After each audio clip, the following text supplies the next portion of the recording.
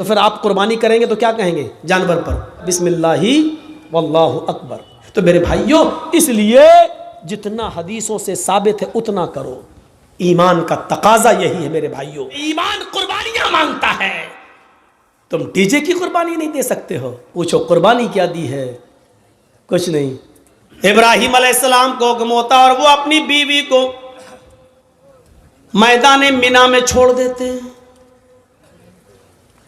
सोचिए तो सही, जिन लोगों ने हज किया है इस वक्त उनकी नजरें उस जगह पर होंगी, और जिन्होंने नहीं किया है वो जरा आओ, मैं तुम्हारे सामने ऐसा नक्शा खींचूं, तुम्हें भी लगे कि हाँ जरजीत साहब जो नक्शा खींच रहे गोया कि मैं उसी मक्के में हूं। बियाबान जंगल में इस्माइल को और हाजरा को छोड़ दिया। अल्लाह की कसम 10 मिनट भी अपनी बीवी के पास नहीं बैठे, यहां छोड़ा, चादर बिछाई और बीवी से कहा यहां बैठो और बच्चे के पास रहो। जाने लगे। हाजरा ने देखा कि इब्राहिम जा रहे हैं, बच्चे को उसी जमीन के ऊपर पड़ा हुआ छोड़ दिया। हाजरा दौड़ती हुई जाती हैं और अपने शौहर इब्राहिम का दामन पीछे से पकड़ती हैं।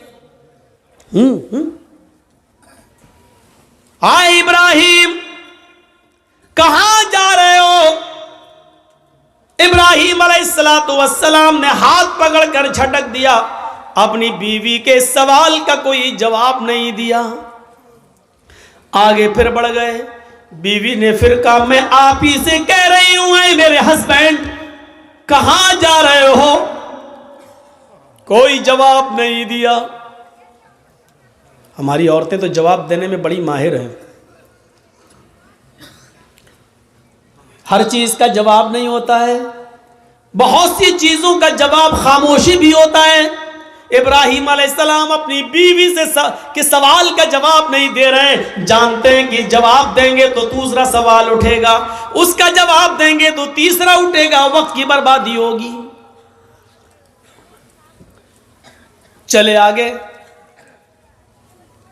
बीवी ने फिर कहा आ इब्राहिम, क्या मुझसे कोई गलती हो गई?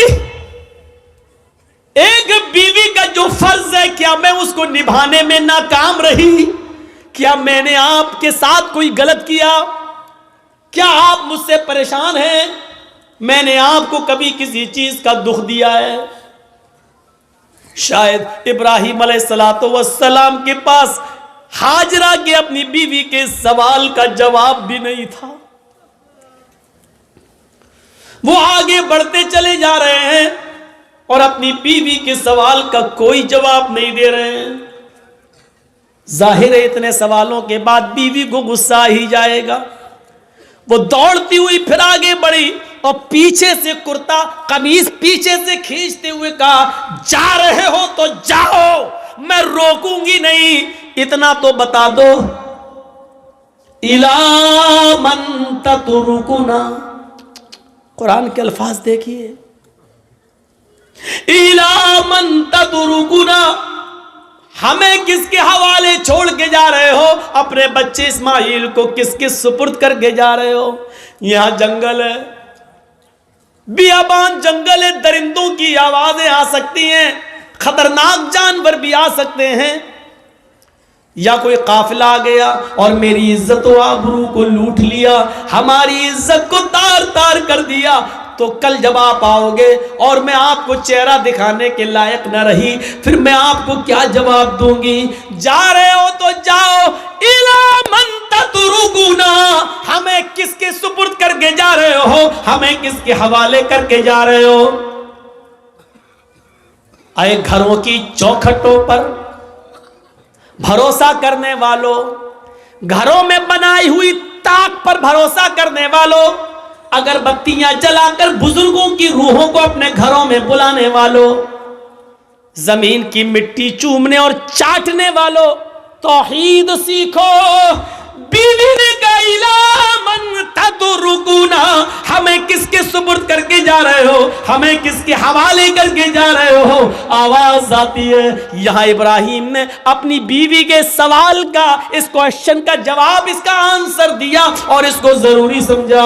इब्राहिम ने पीछे मुड़ के नहीं देखा, लेकिन अपनी बीवी के सवाल का कि मुझे किसके सुपुर्द करके जा रहे हो, मुझे किसके हवाले करके जा रहे हो, इसका जवाब दिया उंगली से इशारा करके, इल्लल्लाह। आए मेरी बीवी, मैंने तुझे और तेरे बच्चे को, अपने बच्चे को इस्माइल को अल्लाह के सुपुर्द कर दिया है, अल्लाह के हवाले कर दिया है, अल्लाह के हुक्म से मैंने यहां छोड़ दिया है। अब अल्लाह जहां हुक्म देगा मैं जा रहा हूं। कब आओगी पता नहीं, एक दिन भी लग सकता है, एक हफ्ता भी लग सकता है, एक महीना भी लग सकता है, एक साल भी लग सकता है, 10 सालें भी लग सकती है, यह भी हो सकता है कि ना सकूं। कोई जवाब नहीं, किसके सुपुर्द, इसका जवाब दिया अल्लाह के। बस अब हाजरा मुस्कुरा देती है, जानती थी ईमान क्या है। देखिए, जो खौफ था कि शेर ना खा जाए, जो खौफ था इस जंगल में कोई आकर मेरी इज्जत व आबरू न लूट ले, जब हाजरा ने सुना, मेरे शौहर ने कहा अल्लाह के, ईमान देखिए, दामन छोड़ देती है, ताकत आ जाती है ईमान की हाजरा के अंदर, और क्या कहती है, अब आप जाइए, अब आप जाइए। इब्राहिम ने पीछे मुड़ के नहीं देखा, चले चले जा रहे। पीछे मुड़ के देखेंगे, बच्चा अंगूठा चूस रहा है, पैर हिला रहा है, कहीं बच्चे की मोहब्बत मेरे दिल में जोश ना मार जाए, कहीं हम फिर अपने बच्चे के पास लौट के ना आ जाए, कहीं अल्लाह के हुक्म की नाफरमानी ना हो जाए। पीछे मुड़ के नहीं देख रहे। ईमान कुर्बानियां मांगता है। तुम डीजे की कुर्बानी नहीं दे सकते हो। नाम है इकरामुद्दीन, नाम है तजम्मुल, नाम है तुफैल अहमद, नाम है मोहम्मद जर्जीस, नाम है मोहम्मद फला, मोहम्मद फला। पूछो कुर्बानी क्या दी है? कुछ नहीं, ली और है दूसरों की, दी तुझे। अब जाओ, छोड़ दिया।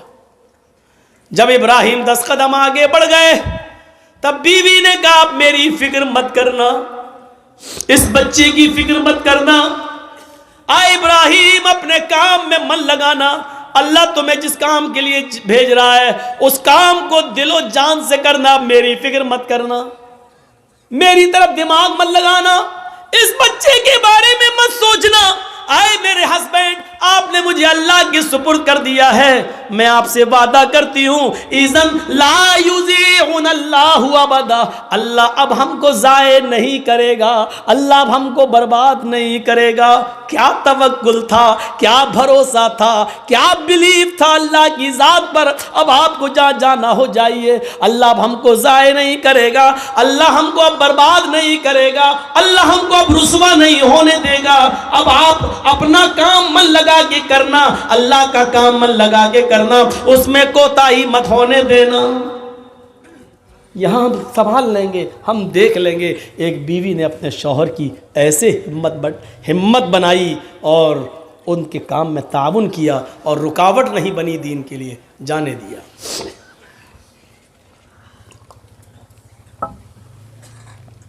चले गए।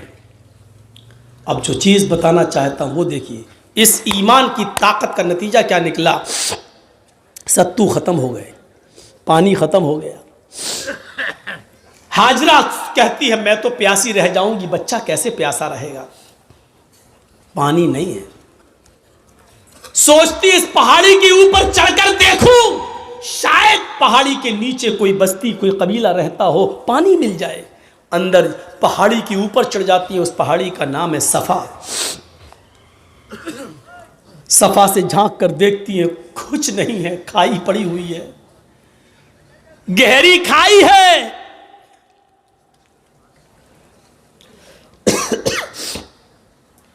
मरवा की तरफ जा रही है, पहाड़ी से उतरती है, चलती है, कहीं तेज चलती है, कहीं आहिस्ता चलती है, कहीं सीना तान कर ऐसे चलती है, कहीं फिर आहिस्ता चलती है। जहाँ जहाँ वो तेज़ दौड़ी थी, सऊदी गवर्नमेंट ने वहाँ ग्रीन लाइट लगा दी है, हरी बत्ती, यहाँ से तुम्हें तेज़ दौड़ना है, और जहाँ ख़त्म होती है वहाँ आहिस्ता होना है, फिर जहाँ ग्रीन है वहाँ फिर तेज़ दौड़ना है। लेकिन मर्दों के लिए, औरतों के लिए अपनी नॉर्मल चाल। हाजरा कहीं तेज़ दौड़ी, कहीं आहिस्ता, मरवा पे पहुँच गई, वहाँ झांक कर देखा, खाई पड़ी है, कुछ नहीं।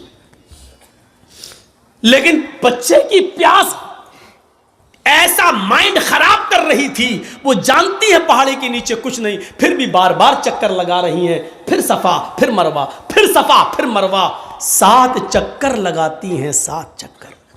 फिर आ गई अपने बेटे के पास और कहती हैं, अल्लाह मैं नहीं जानती, जो कर सकती थी वो कर लिया, मेरे शौहर ने, इब्राहिम ने मुझे और इस बच्चे को तेरे सुपुर्द किया है। अय अल्लाह, अगर आज मैं हलाक हो गई, ये बच्चा हलाक हो गया, तो दुनिया को तेरे ऊपर से भरोसा उठ जाएगा, तेरी जात से भरोसा उठ जाएगा। अय अल्लाह, मेरा हस्बैंड, मेरा शौहर मुझे और इस बच्चे को तेरे सुपुर्द करके गया है। अल्लाह वालों के इम्तहान होते हैं, यहाँ अल्लाह वालों से लोग मांगने चले जाते हैं। तसव्वुर करो आप,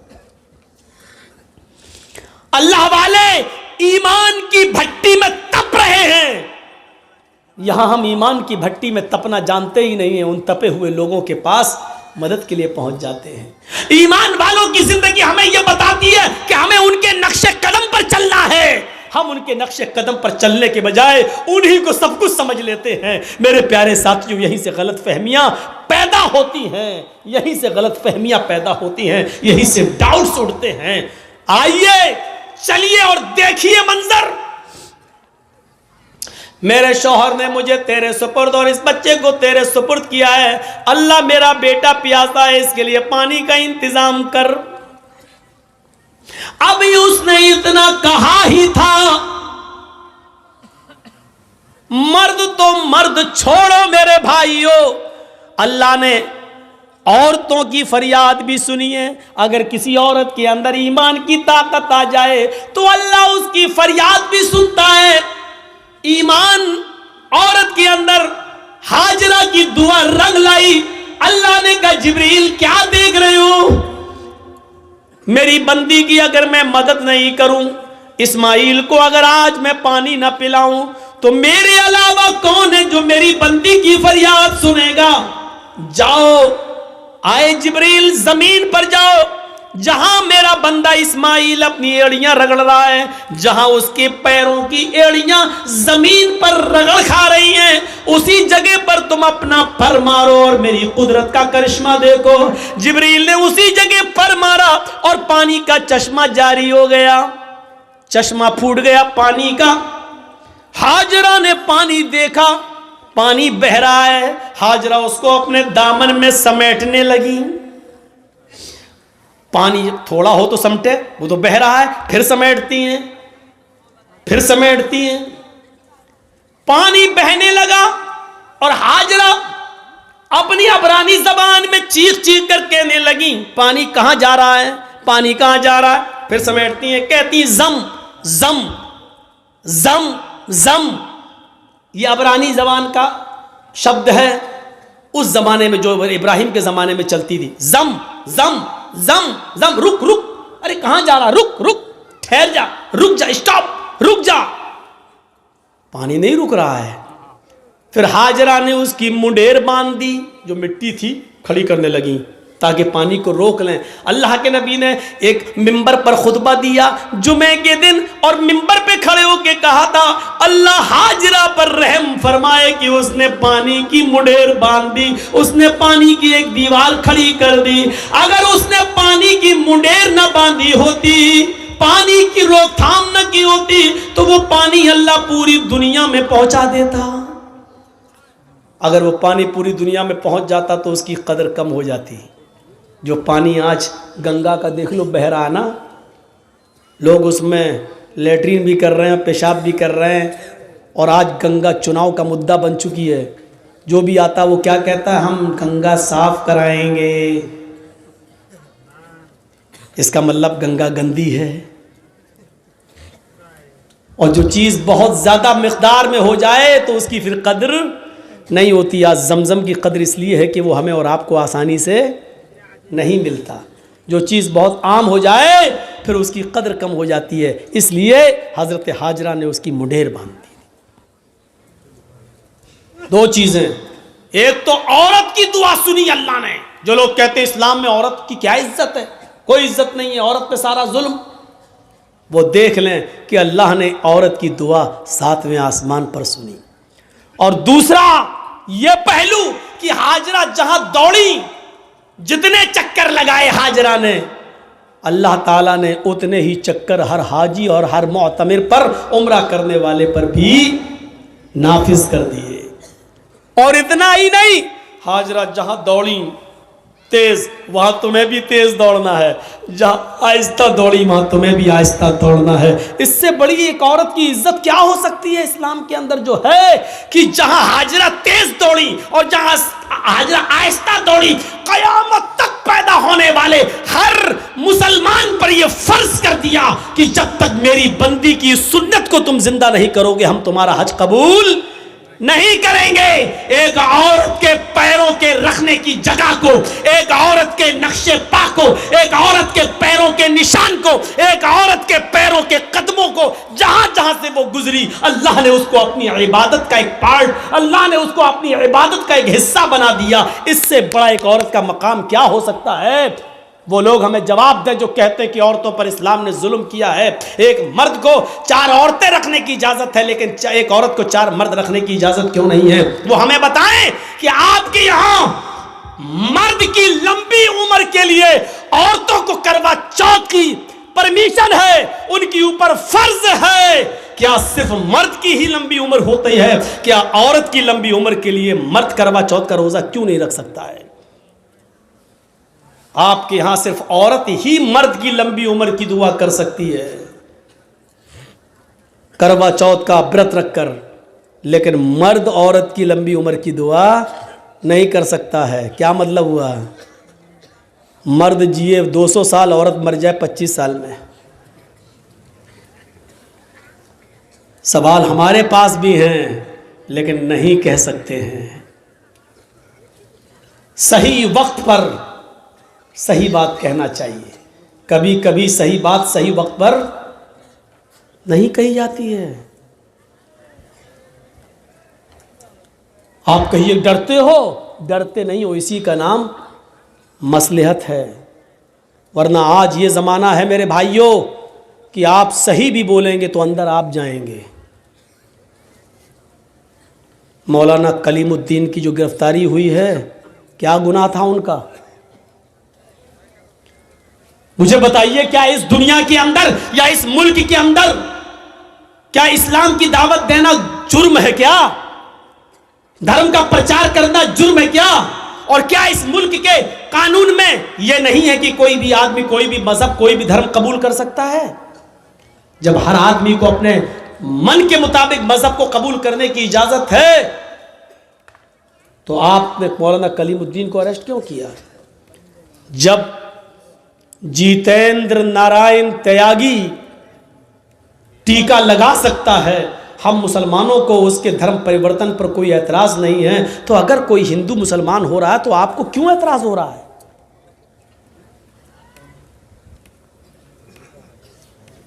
नहीं होना चाहिए। लेकिन मामला यह है कि वो जो भी बोलेगा उसका कुछ नहीं होगा। हम एक शब्द भी बोलेंगे तो हम आह भी करते हैं तो हो जाते हैं बदनाम, और तुम कत्ल भी करते हो तो चर्चा नहीं होता। कहते हैं कि एक घाट पर शेर और बकरी दोनों पानी पी रहे थे। शेर की तरफ से बहता हुआ पानी बकरी की तरफ आ रहा था। बकरी भी पानी पी रही थी।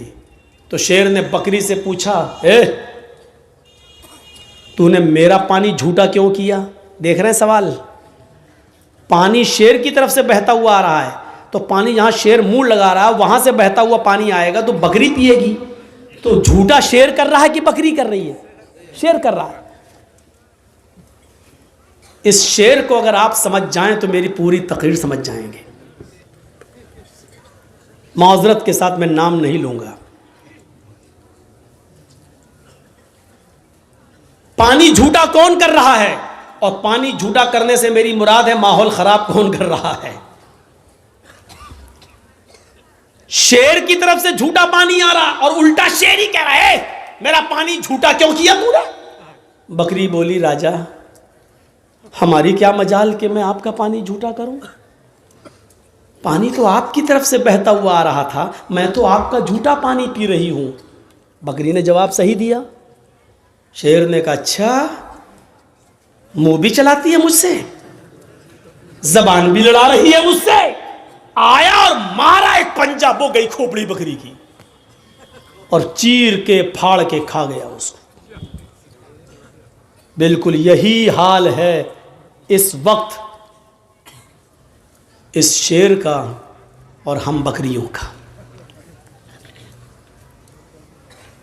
मेरे भाइयों, शेर और बकरी को समझने की कोशिश करो, बहुत कुछ समझ जाओगे। और इसलिए मैं एक और मिसाल दूंगा आपको, बहुत ही होशियारी से और मसलहत से काम करने की ज़रूरत है। इस वक्त नारे लगाए जाएंगे, हमें भड़काया जाएगा, मुश्तइल किया जाएगा। जैसे दिल्ली में नारे लगे थे देश के गद्दारों को गोली मारो, आगे का जुमला आपको, ये नारे लगाने वालों का कुछ नहीं होगा, क्योंकि ये नारे लगते ही हैं उस पावर के नशे में जो उनको मालूम है। फिर नारे लगाए जाएंगे। और हम आपके यहां ये तकरीर इसलिए कर रहे हैं क्योंकि इशारों में ये बात मेरी दूसरी जगह पहुंच जाएगी जहां माहौल है। मुश्तइल किया जाएगा और फिर हमारे ही लोगों में से किसी को उस नारों का जवाब देने के लिए पैदा किया जाएगा, ताकि एक तरफ ये रहे और दूसरी तरफ वो रहे, और इसका पूरा फायदा बहुसंख्यक लोगों को, ज्यादा तादाद में रहने वालों को मिल जाए। ये पूरी प्लानिंग हो चुकी है, पूरा गेम फिट है। इस वक्त अक्लमंद इंसान वो है जो खामोशी के साथ चुपके से निकल जाए और भड़काऊ और जहरीले नारों का जवाब वैसे न दे। वो हमारे मोहल्ले में आएंगे, कहेंगे जय श्री राम। अक्लमंदी यह है कि मुस्कुराकर हम निकल जाएं और उसके जवाब में यह ना कहें अल्लाहु अकबर। वो यही तो चाह रहे हैं कि हम ये कहें और हमारा जवाब इन जुमलों के जरिए दिया जाए। हर वक्त जवाब देना जरूरी नहीं होता। भी मैंने बताया इब्राहिम अलैहिस्सलाम ने हर वक्त अपनी बीवी तक का जवाब नहीं दिया। एक बात और याद रखना, इस वक्त मुसलमानों तुम्हें यह पॉलिसी अपनाना पड़ेगी, तुम्हें हाथी बनना पड़ेगा और इन नारे लगाने वालों को कुत्ता समझना पड़ेगा। और ये सोचकर गुजर जाओ कि हाथी खामोशी के साथ चलता रहता है और कुत्ते भौंकते रहते हैं। हाथी जा रहा है, कुत्ते भौंक रहे हैं, हाथी पलट के भी नहीं देखता, क्योंकि उसकी नजर अपनी मंजिल पर होती है। वो जानता है कि अगर पलट कर मैं देखूंगा तो कुत्ते तो भाग ही जाएंगे, लेकिन हमें अपनी मंजिल पर पहुंचने में देर हो जाएगी। हमें अपनी मंजिल पर पहुंचने में देर हो जाएगी। 1000 कुत्ते भी मिलकर एक हाथी का रास्ता रोक नहीं पाते। आपको यह सोचना पड़ेगा कि हाथी की तरह खामोशी के साथ अपनी मंजिल पर निशाना लगाए रहो कि हमें अपने लक्ष्य को पाना है, अपनी मंजिल को पाना है। खामोशी के साथ चलते रहो। कुत्ते भौंक रहे हैं, उनका जवाब देने की कोशिश मत करो। अब इस हाथी को अगर आप समझ जाएं और इस कुत्ते को अगर आप समझ जाएं तो मौलवी जर्जीस कामयाब हो गया 30 तारीख के इस प्रोग्राम में। अपने आप को हाथी बनाओ, भौंकने वाले कुत्तों का जवाब न दो।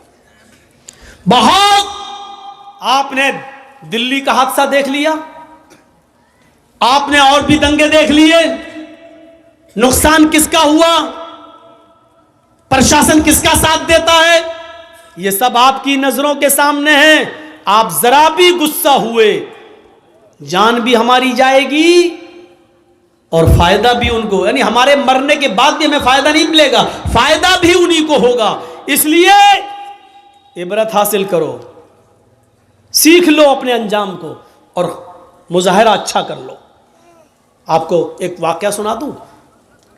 एक शेर भी शिकार के लिए निकला, भेड़िया भी शिकार के लिए निकला, और लोमड़ी, लोमड़ी जानते हैं ना, फॉक्स, आपके यहां क्या कहते हैं सियार, 3 लोग शिकार के लिए निकले। कौन कौन? शेर, लायन, भेड़िया भी और लोमड़ी। 3 लोग शिकार करने निकले और तीनों ने एक एक जानवर का शिकार कर लिया। तीनों ने शिकार कर लिया। शेर ने हिरन मारा, भेड़िए ने बकरी को मारा और लोमड़ी ने खरगोश को मारा। बहुत अच्छी मिसाल दे रहा हूं, ये मिसाल आप समझ गए। अल्लाह की कसम, जर्जीस कामयाब। शेर ने हिरन मारा, भेड़िए ने बकरी मारा और लोमड़ी ने खरगोश, रैबिट। तीनों जानवर मरे पड़े हैं, इधर हिरन, इधर बकरी, इधर रैबिट। शेर ने भेड़िए से कहा, किसको क्या खाना है तुम फैसला कर दो। शेर ने भेड़िए से कहा, किसको क्या खाना है तुम फैसला करो, सही फैसला करना। भेड़िए ने कहा, बहुत आसान। हाँ बताओ कैसे।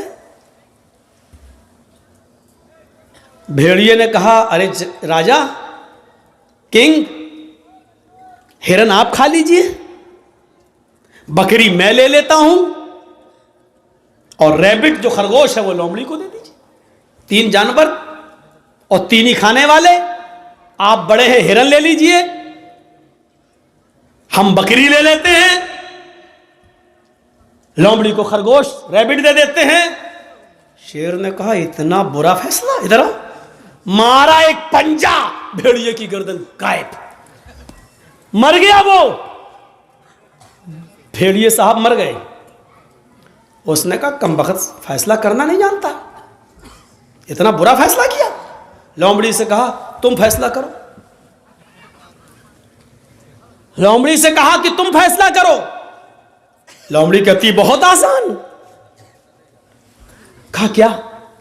कहा साहब, हिरन आप सुबह नाश्ते में खा लीजिए और बकरी आप शाम को खा लीजिए। अब बचा खरगोश, तो मुंह का जायका बदलने के लिए उसको दोपहर में खा लीजिएगा। तीनों जानवर आपके, सुबह हिरन खा लीजिए, शाम को बकरी, और मुंह का टेस्ट बदलने के लिए खरगोश को दोपहर में। शेर ने कहा, वाह वाह लोमड़ी, कितना अच्छा फैसला किया, इतना अच्छा फैसला करना तुझे किसने सिखाया? उसने कहा, इस भेड़िए ने। कौन कहता कि बंगाल वाले नहीं समझते? माशाल्लाह समझ रहे हैं मेरी बात, समझ रहे हैं ना। उर्दू बोलने वालों में पूरे इंडिया में मुझी को बुलाया जाता है सबसे ज्यादा बंगाल में। क्यों? हम माइंड में घुसेड़ देते हैं बात, दिमाग में। माँ बहनें भी समझ गई होंगी। देखा लोमड़ी ने कितनी अच्छी, क्या कहा उसने? कहा, अगर हमने कुछ उल्टा सीधा फैसला किया तो अभी पंजा पड़ेगा और हम भी जाएंगे। तो उसने कितना अच्छा क्या कहा, अरे बहुत आसान, हिरन आप दिन में खा लीजिए सुबह, बकरी शाम को खा लीजिए, और दोपहर में मुंह का टेस्ट बदलने के लिए खरगोश दोपहर में खा लीजिए। शेर भी खुश हो गया, वाह वाह कितना अच्छा फैसला। शेर को भी समझिएगा, लोमड़ी को भी समझ लीजिएगा, और लोमड़ी की अक्लमंदी को भी समझ लीजिएगा। लोमड़ी की जान कैसे बची? आपको इस वक्त अपने आप को बचाना है। बिहार वालों ने थोड़ी सी गलती कर दी, भुगत रहे। बंगाल वालों, तुमने अक्लमंदी से काम किया। आज मौलवी जर्जीस आज़ादी के साथ घूम रहा है। अल्लाह करे कि यही अक्ल यूपी वालों को भी आ जाए। तो मेरे भाइयों सोचो, बहुत कुछ कह दिया, हो सकता कल इंडिया टीवी वाला इसी को काट काट के दिखाए, लेकिन दिखाएगा कब? जब ये यूट्यूबर अपने चैनलों पे देंगे तब। अगर ये नहीं देंगे तो अल्लाह की कसम नहीं दिखाएगा। लेकिन इन कमीनों की वजह से हम बहुत परेशान हैं। सच बताता हूं कि मुझे सबसे ज्यादा मेरे ऊपर केस और मुकदमे इन चैनल वालों की वजह से इनकी वजह से चले। अब इसको काटेंगे। शेर, मौलाना ने जालिम शेर कहा किसको? अब उसका नाम तक डाल देंगे उसमें। यह समझने की जरूरत है लोमड़ी की मसलहत की तरह तुम भी समझो मसलहत किस में है, क्या देना है क्या नहीं देना है।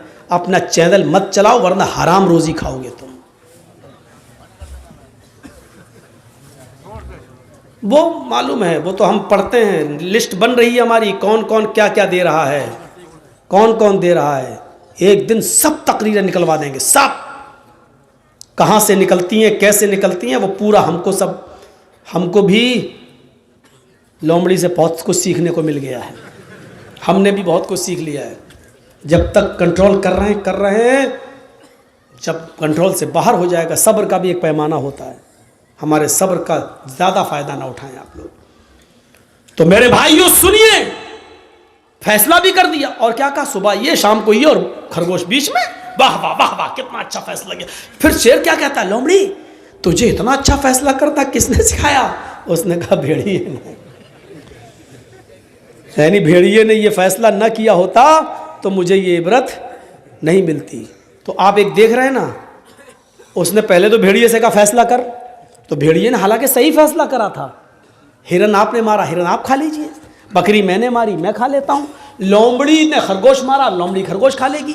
लेकिन सही फैसला भी बादशाह को कबूल नहीं हुआ, हजम नहीं हुआ। मारा पंजा, कितना खराब फैसला। तो आप चाहे कितने अच्छे रहिए, चाहे कितना देशभक्त बने रहिए, इस भारत के लिए अपनी जान की कुर्बानी दे दीजिए। अगर सरहद पर कोई मुसलमान मारा जाएगा तो यही कहा जाएगा कि देखो देश का गद्दार तो नहीं था। बादशाह यही कहेगा हमें देखना पड़ेगा क्या है, वरना इस दौर के अंदर नचनियों को और कमर मटकाने वालियों को पद्मश्री अवार्ड मिल जाता है। जिन्होंने इतिहास की ई न पढ़ी हो उनको मिल जाता है, और जिन्होंने कोरोना काल के अंदर गरीबों के घर अनाज पहुंचाया, गल्ला पहुंचाया, सिलेंडर पहुंचाया, आज उनको कुछ नहीं मिलता। क्योंकि इस दौर में जीना है तो चापलूसी करना सीखो। तो मेरे भाइयों, लोमड़ी की तरह अक्लमंद बनो। आप हालात देख रहे हो, उस हालात से जायजा लो और फिर अपने आप को बचाना है तो लोमड़ी की तरह फैसला करो। ठीक है, लगा लो नारे, आएगा कभी दौर हमारा भी, और कहो इंशाअल्लाह। इंशाअल्लाह ये हमेशा नहीं रहता है। और राहत इंदौरी ने कहा था ना, आज तुम साहिबे मसनद हो, कल नहीं रहोगे। जो आज साहिबे मसनद हैं वो कल नहीं होंगे। किराएदार है, जाती मकान थोड़ी है। किराएदार हैं, जाती मकान थोड़ी है मेरे भाइयों। लेकिन जब तक तुम्हारा जुल्म व सितम चल रहा है, इसलिए हम ही को थोड़ा सा लोमड़ी की तरह अक्लमंदी से काम लेने की ज़रूरत है। इसलिए मेरे भाइयों, अक्लमंदी से काम लो। इस मिसाल से बहुत कुछ कह दिया मैंने। इस मिसाल के अंदर सब कुछ है, पूरे हालात जो बोलना चाहिए पूरे इसके अंदर मौजूद हैं। इसलिए मैंने कहा कि आप अपने अंदर ईमान की ताकत पैदा करिए मेरे भाइयों। बस ईमान पैदा करिए और बुनियाद से अपने रिश्ते को जोड़िए। आप जानते हैं ईमान की ताकत क्या है? आपको मालूम होगा, फिरौन जब मूसा अलैहिस्सलाम से तंग आ गया तो कहने लगा, मूसा अपनी फौज को लेके आ, मैं अपनी फौज को लेके आता हूं, आओ आज आमने सामने मुकाबला कर लेता हूं। इस वाक़े को जरूर सुन लीजिएगा मेरे भाइयों, इस वाक़े को जरूर सुनिएगा। मूसा अलैहिस्सलाम ने कहा ठीक है, तुम अपनी दलीलें पेश करो, हम अपनी दलीलें पेश करें। मूसा अलैहिस्सलाम जब सामने आ गए, फिरौन भी अपनी फौज को लाया। फिरौन के साथ उसके जादूगर थे। सुनिए, फिरौन के साथ कौन था? जादूगर। और मूसा अलैहिस्सलाम के पास कौन थे? चंद मुसलमान जो उनके ऊपर ईमान लाए थे। फिरौन ने अपने जादूगरों से कहा, चलो अपना तिलस्म दिखाओ, अपना करतब दिखाओ, अपना नाटक दिखाओ, अपना ड्रामा दिखाओ। फिरौन के जादूगरों ने कहा, हम अपना जादू दिखाएंगे और ऐसा जादू दिखाएंगे जिससे मूसा डर जाएगा और मूसा की पूरी फौज डर के भाग जाएगी। फिरौन ने कहा कि आज मूसा को हारना चाहिए और मुझे जीतना चाहिए, तुम क्या दिखाओगे? तो फिरौन के जादूगरों ने, दो चीज़ें समझाऊंगा बस इस वाक़े से। फिरौन के जादूगरों ने कहा ठीक है, हम अपना जादू दिखाने वाले हैं जिससे मूसा और मूसा की पूरी फौज डर के भाग जाएगी, लेकिन हमारे लिए इनाम क्या होगा? कुरान देखिए क्या कहता है। जब फिरौन के जादूगरों ने फिरौन से कहा हम अपना जादू दिखाएंगे जिससे मूसा और मूसा की कौम हार जाएगी, लेकिन ये तो बताओ इन्ना लना लअजरन इन कुन्ना नहनुल गालिबीन, अगर हम जीत गए, हम गालिब आ गए, हम मूसा और मूसा की फौज को भगाने में कामयाब हो गए, तो हमारा इनाम क्या होगा? हमें आप क्या देंगे? इनाम क्या देंगे?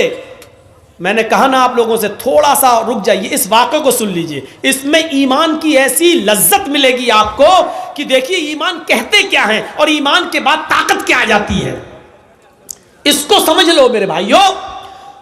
तो फिरौन ने कहा अच्छा इनाम चाहते हो? कहां? व इन्नकुम लमिनल मुकर्रबीन, अगर मूसा और मूसा के कौम के लोग भाग गए, तुम जीत गए, तो हम तुम्हें अपना मुकर्रब बना लेंगे, अपनी कैबिनेट में शामिल कर लेंगे, अपना मंत्री बना लेंगे, अपना वजीर बना लेंगे, तुम हमारे पास बैठोगे, हम तुमसे हुकूमत चलाने में मशवरे करेंगे, हम तुम्हें इनाम देंगे, तुम्हें अपना करीबी बना लेंगे। अब सोचो ममता दीदी का कितना करीबी था एक नंदीग्राम वाला, नाम नहीं लूंगा। तो अब देखो जब करीबी था तो क्या नहीं था उसको और क्या नहीं दिया मुख्यमंत्री ने उसको, लेकिन अब उसकी नज़र और ऊपर पहुंच गई। कहते हैं ना कि ज़्यादा ऊपर जो देखता तो टोपी फिर नीचे गिर जाती है, तो जो सर पे है वो भी नहीं रहता है, जो थोड़ा बहुत होता है वो भी चला जाता है, तो इतना ऊंचा मत देखो। इसीलिए अल्लाह के नबी ने फरमाया अपने से ऊपर अमीरों की तरफ मत देखो, ला तंजुरू इला मन हुवा फौककुम, जो तुमसे ऊपर है उनकी तरफ मत देखो, वंजुरू इला मन अस्फला मिनकुम, उनकी तरफ देखो जो तुमसे नीचे हैं। जैसे एक आदमी बेचारा नंगे पैर जमीन पे चल रहा था और उसको शर्म आ रही थी, मेरे पास चप्पल नहीं है, पैर कभी क्या कहेंगे लोग चप्पल नहीं है, लेकिन अचानक उसकी नज़र एक अपाहिज के ऊपर पड़ती है जो दो पैरों से लंगड़ा है और बैसाखी पे चलता है। एकदम उसके दिमाग में आता है अरे मैं क्यों शर्माऊं, इस बेचारे के पास तो पैर भी नहीं है, कम से कम अल्लाह ने मुझे पैर तो दिए हैं, जूते नहीं दिए तो क्या हुआ, चप्पल नहीं दी तो क्या हुआ। जब उसने अपाहिज को देखा तो उसको इबरत मिल गई, इसलिए कहा अल्लाह ताला, अल्लाह के नबी ने, जो तुमसे नीचे उनकी तरफ देखो, जो ऊपर है उनकी तरफ न देखो, क्योंकि जब ऊपर है उनकी तरफ देखोगे तो उनसे भी ऊपर ये सोचोगे मैं इनसे भी आगे बढ़ जाऊं, नहीं, अपने से नीचे देखोगे तो तुम्हें अंजाम पता चलेगा कि दुनिया में ऐसे लोग भी मौजूद हैं। तो मेरे भाइयों फिरौन ने कहा कि हम तुम्हें अपना कैबिनेट में शामिल कर लेंगे, अपना मंत्री बना लेंगे, तुम्हारे पास किसी चीज की कमी नहीं होगी। उन्होंने सोचा जब हम फिरौन के करीबी बन जाएंगे तब तो मजे ही मजे हैं, मजे ही मजे हैं। तो उन्होंने क्या किया, मूसा अलैहिस्सलाम और उनकी फौज के सामने अपनी रस्सियां डाल दी, जादू दिखाने लगे, रस्सियां फेंक दी और वो रस्सी सांप बन के रेंगने लगी, सर्प सांप बन गई, ऐसे चलने लगी। वो सांप नहीं थे, वो सांप नहीं थे, लेकिन देखने वालों को सांप दिखाई दे रहा था। सांप, मूसा अलैहिस्सलाम डरने लगे, ऐसे ऐसे करने लगे हैं, तो फौरन वही आई, अल्लाह ताला ने कहा ला तखफ या मूसा, मूसा डरो नहीं, जिनको तुम सांप समझ रहे हो वो सांप है नहीं, वो रस्सियां ही हैं, ये तिलस्म है, ये जादू है। तुम इस जादू को खत्म करना चाहते हो, इनके सांपों को मजा चखाना चाहते हो, तो हमने जो तुम्हें डंडा दिया, जो लाठी तुम्हारे पास है, जो आसा, इसको जमीन पर मारो, अन अलक़ि आसाक, मूसा जमीन पर अपनी लाठी मारो। मूसा अलैहिस्सलाम ने अपना डंडा, अपनी लाठी जमीन पर मारी और जैसी लाठी जमीन पर मारी वो क्या बन गया, अज़दहा, अज़दहा बन गया। उसने मुंह खोला आ, और जैसी मुंह खोला आ करके अंदर को सांस ली, बाहर को नहीं, अंदर को जो सांस ली तो जितने सांप थे उड़ते हुए गए, आप उसके मुंह में घुस गए और सबको खा गया। जादूगर यहीं से समझ गए फिरौन के, हमने जो दिखाया वो नकली माल था, फिरौन ने जो दिखाया वो ओरिजिनल था, हमने जो दिखाया वो ढोंग था, मूसा ने जो दिखाया वो ओरिजिनल था, फैक्ट, फेक नहीं, फैक्ट था, सच्चाई थी, ट्रूथ था उसके अंदर, सच्चाई थी। हमने जो दिखाया वो पोल खुल गई मेरी, मूसा ने जो दिखाया उसके अंदर, अगर हमने मूसा के मुकाबले में कुछ दिखाने की कोशिश की तो हम ही को मुंह की खानी पड़ेगी और हम ही जलील हो जाएंगे। इसका कोई तोड़ नहीं है, क्योंकि जादू का और हकीकत का कोई मुकाबला नहीं है।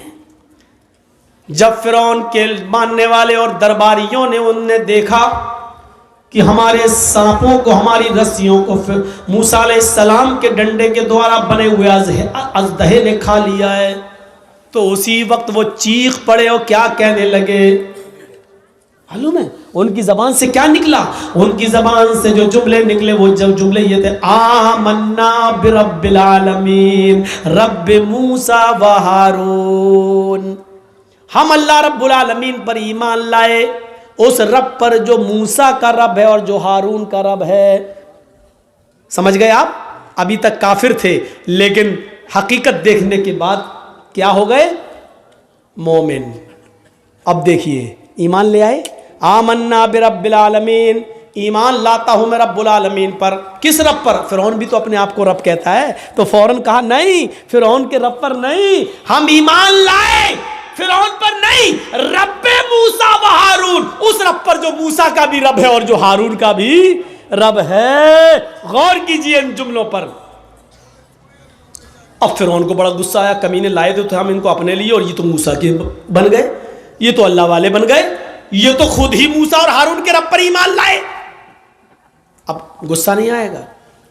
देश का चौकीदार किसी के ऊपर बहुत भरोसा करता हो और वो आदमी टूटकर एकदम दूसरी पार्टी में चला जाए तो कितना गुस्सा आएगा? हैं? बाद में बहाने करेंगे, लेकिन गुस्सा, लेकिन आंखों के सामने वही बैठे बैठे, वही खड़े खड़े फिरौन के सारे जादूगर ईमान लाए। और जब ईमान लाए तो फिरौन ने कहा तुमने ये क्या किया?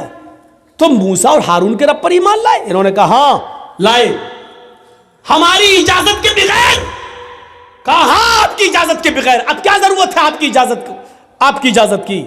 जब हमने ओरिजिनलिटी देख ली, असलियत देख ली, सच्चाई देख ली, तो अब हमें क्या जरूरत है? फिरौन ने क्या जवाब दिया? अब सुनिए, जो चीज बताना है वो सुनिए। ईमान लाने के बाद अब इनके अंदर क्या ताकत आई? अभी जो फिरौन से मदद मांग रहे थे, क्या इनाम मिलेगा, अब वही फिरौन उनको धमकी दे रहा है। कुरान फिरौन की धमकी को नकल करता है। आए जादूगरों, मेरे साथ आने वालों, मूसा के रब पर और हारून के रब पर ईमान लाने वाले मेरे जादूगरों, जल्दी से लौटकर मेरे खेमे में आ जाओ, मेरी टोली में आ जाओ, मेरी पास वापस आ जाओ। अगर तुमने ऐसा न किया, अगर तुमने ऐसा न किया, लउक़त्तिअन्ना अयदियकुम वअरजुलकुम मिन खिलाफ सुम्मा लउसल्लिबन्नकुम अजमईन। कुरान क्या कहता है? फिरौन धमकी देता है, अगर तुमने मूसा और हारून के रब को न छोड़ा, लउक़त्तिअन्ना अयदियकुम वअरजुलकुम मिन खिलाफ, अभी यही सबके सामने हम तुम्हारे हाथों को और पैरों को कटवा देंगे, हम उनके टुकड़े टुकड़े कर देंगे। मिन खिलाफ, मुखालिफ सिमतों से। मुखालिफ सिमत से मतलब समझ रहे हैं? अगर सीधा हाथ काटेंगे तो उल्टा पैर, और अगर उल्टा हाथ काटेंगे तो सीधा पैर, राइट हैंड काटेंगे तो लेफ्ट पैर, और अगर लेफ्ट हैंड काटेंगे तो राइट पैर। हम आज ही अभी तुम्हारा मुख्तलिफ सिमतों से, उल्टे सीधे जहत से हम तुम्हारे हाथ पैर काट देंगे।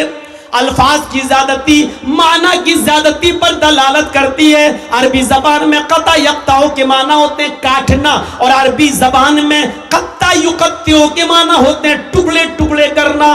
फिरौन ने कहा हम तुम्हारा हाथ पैर काटेंगे नहीं, लउक़त्तिअन्ना अयदियकुम वअरजुलकुम, हाथों के टुकड़े टुकड़े कर देंगे, पैरों के टुकड़े टुकड़े कर देंगे, यानी कीमा कीमा कर देंगे। हमारे यूपी में मिलता है कीमा, गोश्त के टुकड़े टुकड़े करके मार मार के महीन बारीक कर दिया जाता है। तो हम तुम्हारा कीमा कीमा कर देंगे, तुम्हारे हाथ को यानी उंगली काटेंगे, पोर काटेंगे, नाखून काटेंगे, कोहनी काटेंगे, कलाई काटेंगे, फिर हम तुम्हारा बाजू काटेंगे, टुकड़े टुकड़े कर देंगे, पैरों की एक उंगली काटेंगे, फिर दूसरी, फिर तीसरी, फिर चौथी, फिर पांचवी, फिर गट्टा काटेंगे, पिटली काटेंगे, घुटना काटेंगे, रान काटेंगे। हम तुम्हारे हाथ और पैरों को मुख्तलिफ सिमतों से काट डालेंगे और टुकड़े टुकड़े करने के बाद जब तुम्हारा ऊपर का जिस्म बचेगा, लउसल्लिबन्नकुम अजमईन, तो उसको हम सूली पे लटका देंगे, उसको हम फांसी के फंदे पे लटका देंगे। कितनी बड़ी धमकी थी, कितनी बड़ी धमकी। लेकिन चूंकि अब ईमान लाए, तो ईमान लाने के बाद जो ताकत इनके अंदर आ गई, तो अब डर पैदा नहीं हो रहा है, अब डर पैदा नहीं हो रहा। जो अभी ये कह रहे थे उसी मीटिंग में, उसी जगह पर, हमें इनाम क्या दोगे, हमें दौलत क्या मिलेगी, सोना कितना, चांदी कितनी, इन्ना लना लाजरन, हमें क्या इनाम दोगे। जो अभी तक सोना चांदी मांग रहे थे, जो अभी तक दौलत मांग रहे थे, लेकिन ईमान लाने के बाद दौलत को ठुकरा रहे हैं और क्या कह रहे हैं। फिरौन ने कहा हाथ पैर कटवा देंगे, तो क्या कहा इन लोगों ने, अल्लाह की तरफ से वाज़े निशानी आ जाने के बाद लाठी का दहा बन गया और उसने सब मेरे सांपों को निगल लिया। इतनी बड़ी निशानी देखने के बाद भी अब हम फिर जाएं, ऐसा नहीं हो सकता है। अब हम मूसा और हारून के रब को छोड़ दें फिरौन, ऐसा नहीं हो सकता है। फक़ज़ी मा तक़ाज़िन, आए फिरौन तुझे जो करना है कर। ईमान की ताकत देखिए, ईमान की ताकत देखिए। फक़ज़ी मा तक़ाज़िन, आए फिरौन तुझे जो करना है कर ले, जो करना कर। हाथ काट, पैर काट, उंगली काट, घुटना काट, कलाई काट, कोहनी काट, जो करना कर। सूली दे, फांसी पे लटका, जो करना कर। फक़ज़ी मान तक़ाज़िन, तुझे जो करना कर। इन्नमा तक़ज़ी हाज़िहिल हयात दुनिया, आए फिरौन तू सिर्फ मुझे इस दुनिया में सजा दे सकता है, इस दुनिया में मौत के घाट उतार सकता है, लेकिन आखिरत में तू मेरा मालिक नहीं है, आखिरत में तू मुझे सजा नहीं दे सकता है। इस पूरे वाक़े को बताने का मकसद सिर्फ ये है कि आपको ये बता दिया जाए कि ईमान लाने के बाद फिर न फिरौन और फिरौन के लश्कर की ताकत भी कुछ नहीं रखती है। आदमी ईमान की ताकत जब उसके अंदर आ जाती है, तो फिर वो ये समझता है कि अल्लाह हमारे साथ है, सारी दुनिया हमारे खिलाफ हो या ना हो। ये ईमान की ताकत है। क्या हमारे और आपके पास ऐसा ईमान है? हम क्यों अपने आप को मोमिन समझ रहे हैं? कौन इतने वाकयात जो हमने और आपको सुनाए हैं, कौन सा वाकया? वो हजरत खौला थी, वो एक औरत थी। सुने, ये हमारी माँ बहनें शादी के बाद 2-4 साल बच्चा नहीं हुआ, घबरा जाती हैं।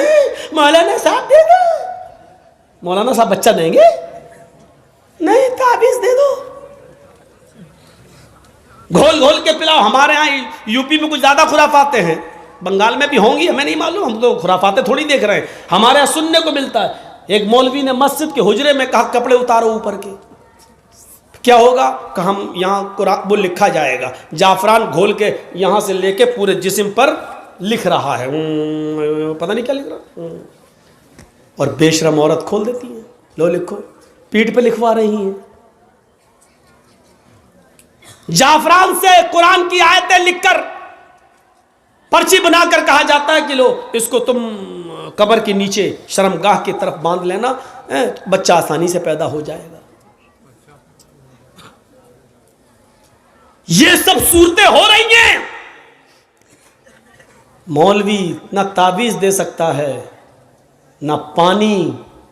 मेरे भाइयों, अगर शरीयत की रोशनी से देखा जाए, शरई नुक्ते नजर से देखा जाए, तो अल्लाह की कसम पानी पढ़ कर दम करना, तेल वगैरह पे पढ़कर दम करना, इनका भी सबूत मिलता नहीं है। बहुत मौजरत के साथ मैं ये बात कह रहा हूँ आपको, सही हदीस की रोशनी में अगर आप तलाश करना चाहें, इख्तिलाफ है। बहुत से उलमा ने कहा नहीं पानी पढ़ के दिया जा सकता है, लेकिन सही बात यह है कि पानी पढ़कर दम करना भी जायज़ नहीं है।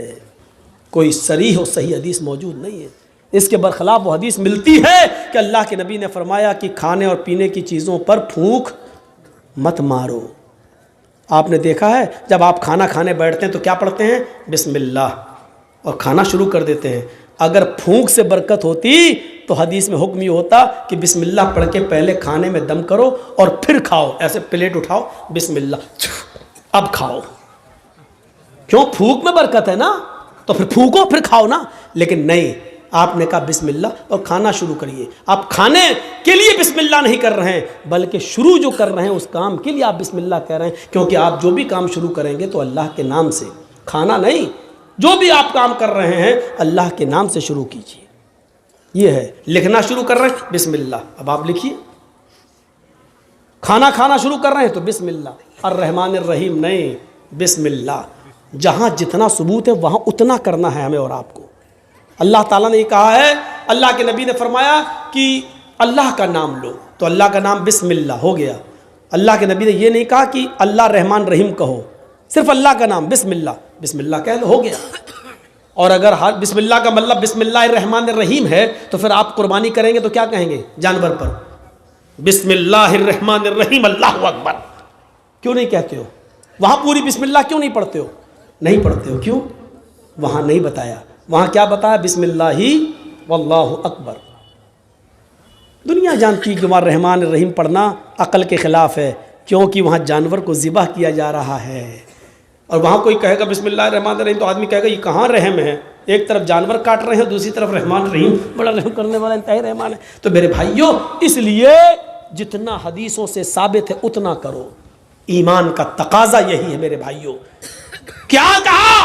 फक्जी हजरत खौला को देखो, वो खौला बिनते सालबा, उनके पति ने उनसे एक बार गुस्से में कह दिया, अंते अलैया कज़ारे उम्मी, तू मुझ पर मेरी माँ की तरह हराम, जा आज के बाद हाथ नहीं लगाएंगे तुझे। क्या समझती है तू अपने आप को?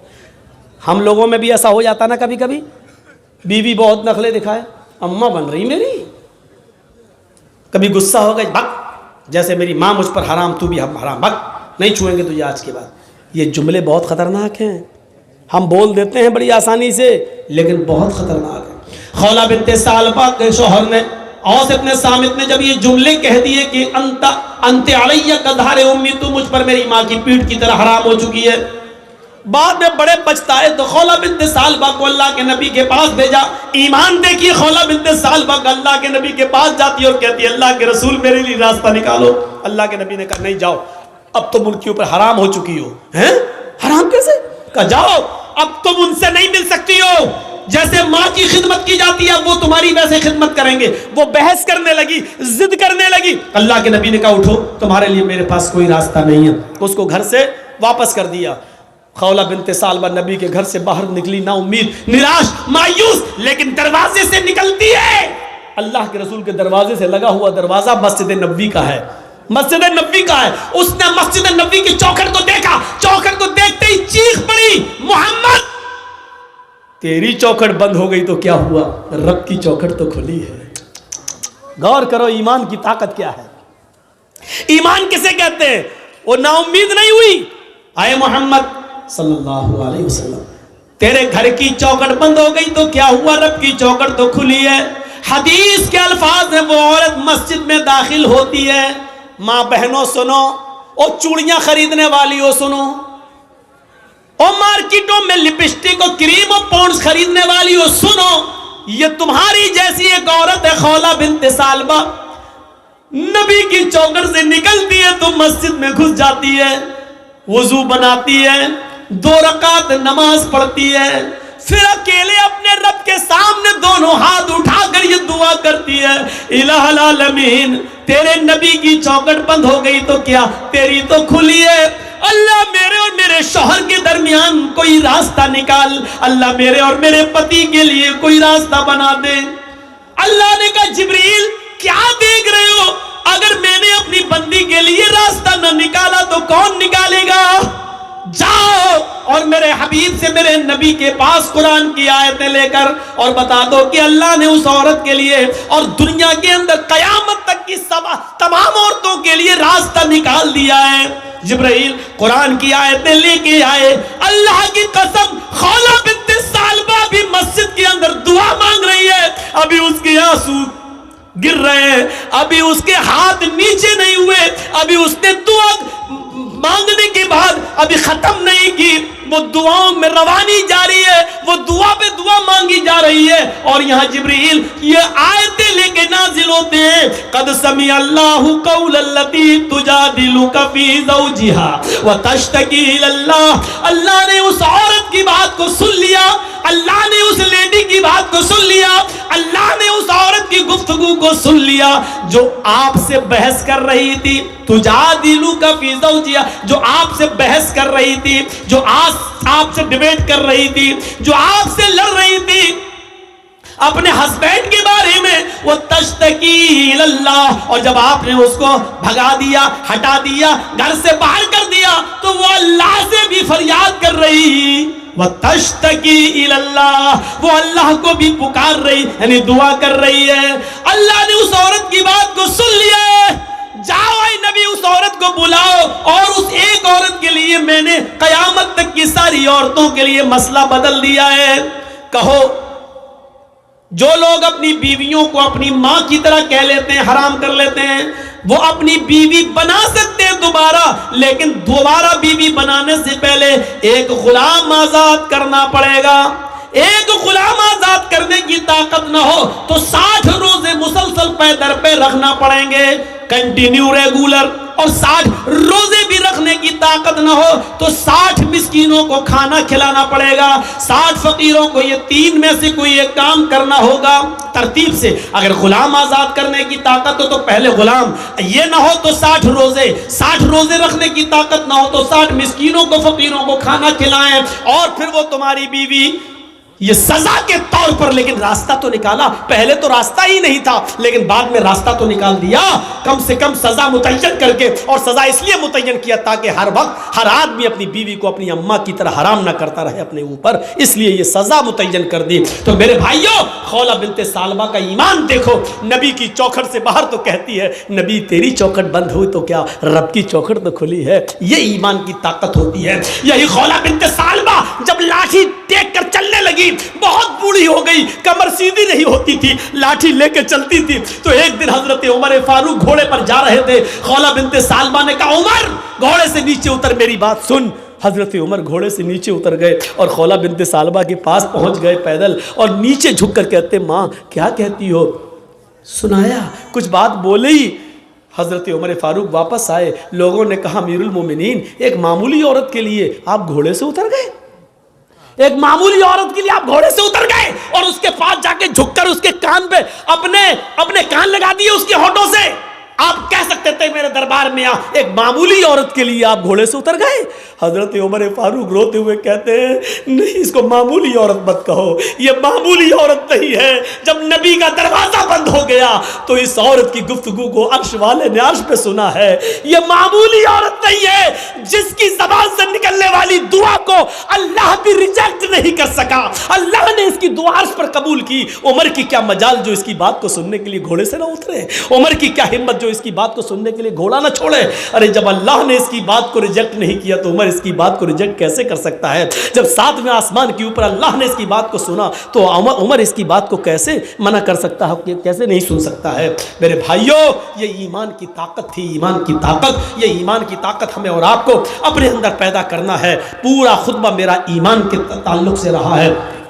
और फिर वही लास्ट में वही बात, वला तहिनु वला तहजनु व अंतुमुल अलौना इन कुंतुम मुमिनीन। इस ईमान से अगर हम अपनी बुनियाद को जोड़ेंगे तो हम तरक्की करेंगे, बुलंदी पर जाएंगे। और अगर इस ईमान से अपनी बुनियाद से रिश्ता अगर हम खत्म कर लेंगे तो फिर हमें जिल्लत मिलेगी, रुसवाई मिलेगी, पतंग की तरह कटकर हम जमीन पे गिरेंगे और हमें नोच डाला जाएगा।